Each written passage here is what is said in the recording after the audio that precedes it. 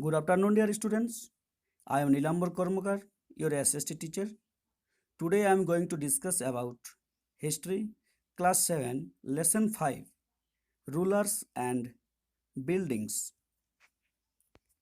Kutubuddin Aibak had constructed the first balcony of Qutub Minar around 1199. Under the balcony, a pattern was created by a small arches and geometrical designs. There are two bands of inscriptions in Arabic under the balcony. The surface of the minar is curved and angular, and placing an inscription on such a surface needed great precision. Only the most skilled craftspersons could perform this task. Remember that very few buildings were made of stone or brick 800 years ago. Between 8th and 18th centuries, kings and their officers built two kinds of structures. The first kind of structures were forts, places, tombs. These are safe, protected, and grandiose places.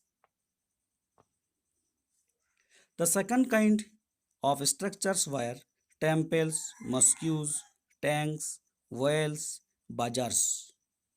Merchants also built temples, mosques, and wells. However, domestic architecture, large mansions or havelis of merchants, has survived only from the 18th century. Rulers hope to win their praise through such type of the monuments. Monuments provide knowledge about the technology used for construction. Between the 17th and 10th centuries, buildings with many rooms, doors, and windows were constructed. Roofs, doors, and windows were made by placing a horizontal beam across two vertical columns.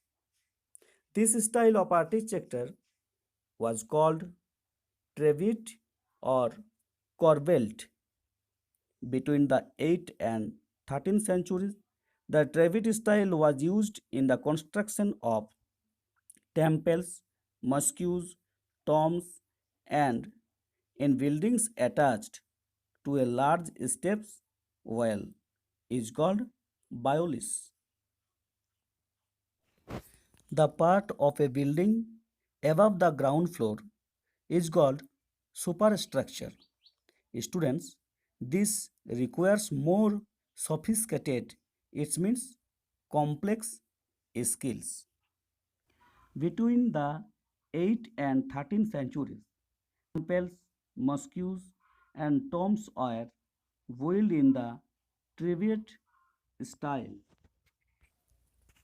Now, students, we are going to discuss about some temple construction in the early 11th century. The Kendriya Mahadev temple, dedicated to Shiva, was constructed in 999 by the king Dangadeva of the Chandela dynasty. The plan of the temple shows that an ornamented gateway lead to an entrance and the main hall Mahamandapa where dances were performed. The image of the chief deity was kept in the main shrine, that is called Garbhagriha. In the Garbhagriha, only the king, his immediate family, and priests gathered for ritual worship. Such type of the royal temples where commoners were not allowed to entry. Students, such type of the temples were restricted. The Khajuraho complex contained royal temples where commoners were not allowed entry. These temples were decorated with elaborately carved sculptures. The Rajrajeshwara temple at Tanjavur had the tallest shikhar among temples of its time.